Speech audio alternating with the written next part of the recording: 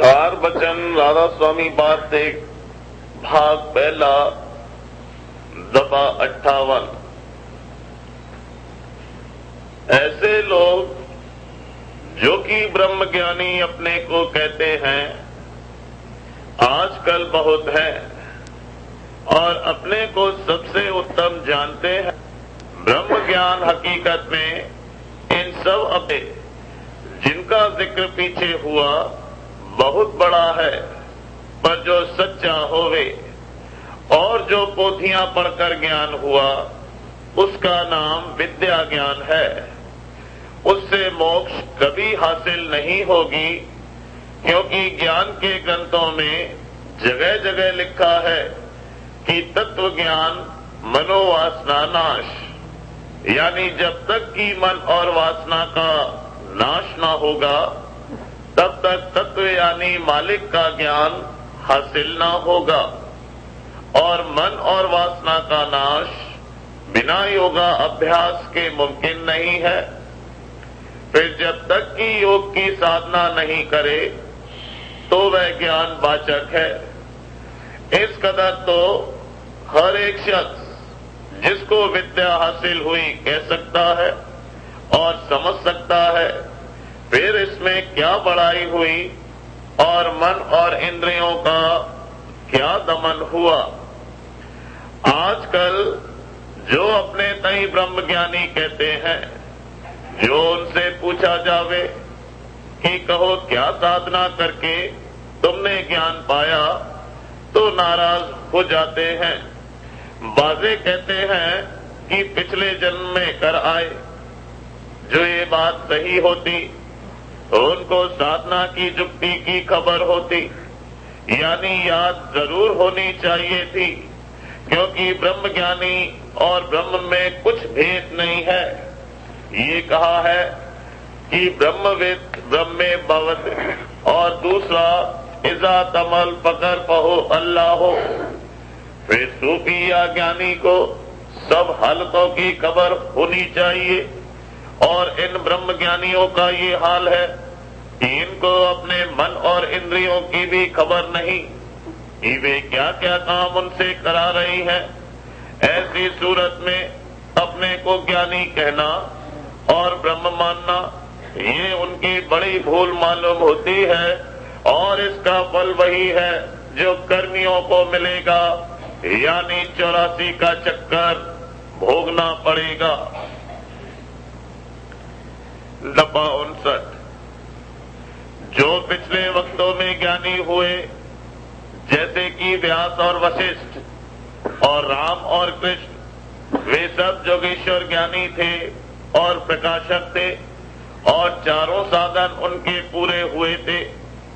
और इस वास्ते वो ये कैद लगा गए कि जिसमें ये 4 साधन नहीं है वह ज्ञानी नहीं हो सकता, बल्कि ज्ञानी ग्रंथों के पढ़ने का अधिकारी भी नहीं है।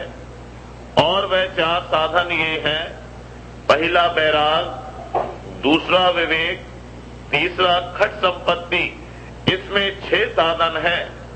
पहला सम, दूसरा दम, तीसरा उपत्ति, चौथा दीक्षा, 5वां श्रद्धा, छठा समाधानता और चौथा मुमुक्षुता। आजकल के ज्ञानियों में इनमें से एक साधन भी नजर नहीं आता। उन्होंने घर त्यागने को बैराग समझा, और पोथी पढ़ने और विचारने को विवेक, और खट संपत्ति को भी ऐसे ही अपने में घटा लिया कि देर अबेर भूख प्यास की बर्दाश्त है, सर्दी गर्मी की भी थोड़ी बहुत बर्दाश्त कर लेते हैं। कभी इंद्रिय और मन भी वक्त पढ़ने और विचारने पोथियों के रुक जाते हैं, और ज्ञानियों से मिलना और ज्ञान के ग्रंथों के पढ़ने और पढ़ाने के शौक को मुमुक्षुता समझ लिया। जब ये समझ है तो अब उनसे क्या कहा जावे।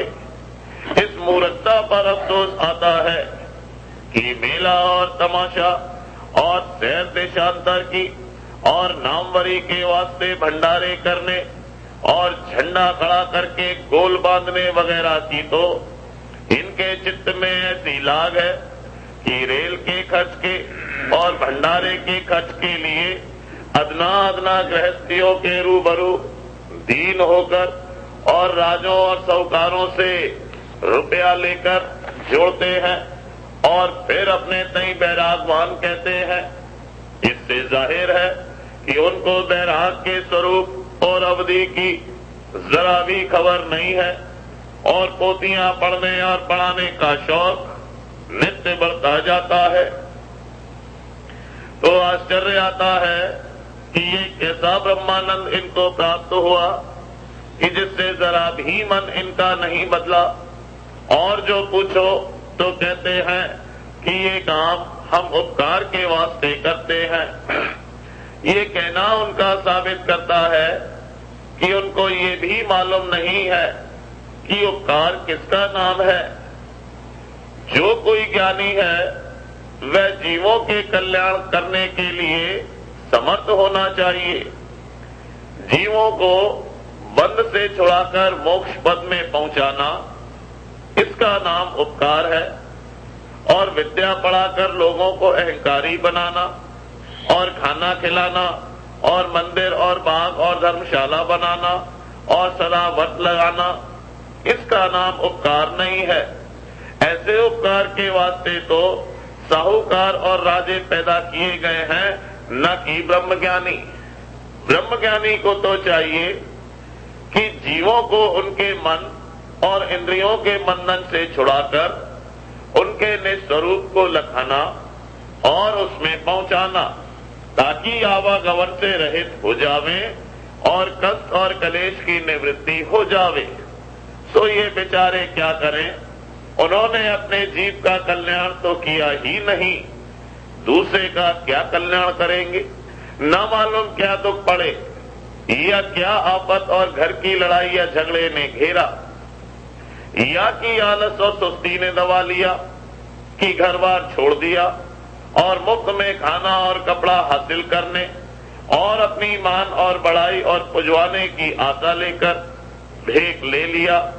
और जब ये बात उनको थोड़ी बहुत प्राप्त हो गई, तब अपने तई बड़ा आदमी और उत्तम पुरुष या कि खुद ब्रह्म स्वरूप मान लिया और लोगों का धन खींचना और कोठियां चलाना या रुपया जमा करके ब्याज लेना और व्यापार करना शुरू किया, ताकि और ज्यादा नामवरी पैदा करें और 10, 20, 100, 50 साधु घेर कर उन्हें खाना खिलाकर उनसे सेवा करावें और अपनी सवारी में उनको अर्दली बनाकर निकालें और मेलों में हाथी घोड़े पालकी और नालकी जमा करके और इधर उधर से निशान नक्कारे मांगकर शाही निकालें।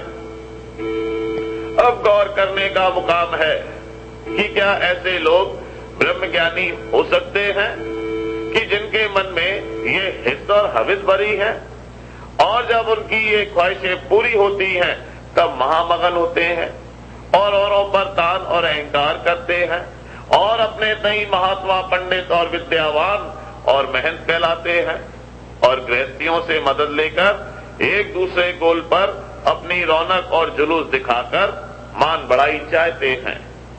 ये तो अहंकार और मान में भूल गए और मन और माया के चक्कर में ऐसे फंसे कि अब निकल नहीं सकते। और जो कोई उनको ये कसरें उनके ज्ञान की जतावे तो उससे नाराज होकर लड़ने को तैयार होते हैं और उसको अभक्त और नास्तिक और सख्त और सुस्त कहते हैं। दफा 60। अब गौर करना चाहिए कि ऐसे ज्ञानियों में और तीर्थ और मूर्ति पूजा करने वालों में क्या फर्क किया जावे, बल्कि ये बेहतर है कि वे अनजान हैं और समझाए से समझ सकते हैं और वे जो ज्ञानी हैं जानबूझकर माया की तरफ मुतवज्जह होते हैं और समझाने वाले को नादान और ईश उसका वचन नहीं मानते। सबब इसका ये है कि गुरु दोनों में से एक को भी नहीं मिला।